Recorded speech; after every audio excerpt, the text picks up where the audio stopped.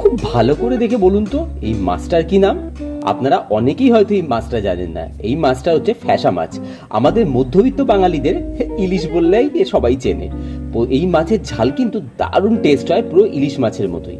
তার জন্য প্রথমে নুন হলুদ মাখিয়ে মাছগুলোকে ভালো কড়া করে ভেজে সেই একই তেলের মধ্যে কালো জিরে ফোড়ন দিয়ে টমেটো আর কাঁচা লঙ্কা দিয়ে ভালো করে ভাজা ভাজা হলে তার মধ্যে হাফ চা চামচ আদা বাটা, হাফ চা চামচ রসুন বাটা আর একটু হলুদ গুঁড়ো দিয়ে ভালো করে কষে নিন। হলুদ জিরে দিচ্ছি না, জিরে বা ধনে কিছুই দেবো না, কারণ এটা সর্ষে বাটা দিয়ে হবে।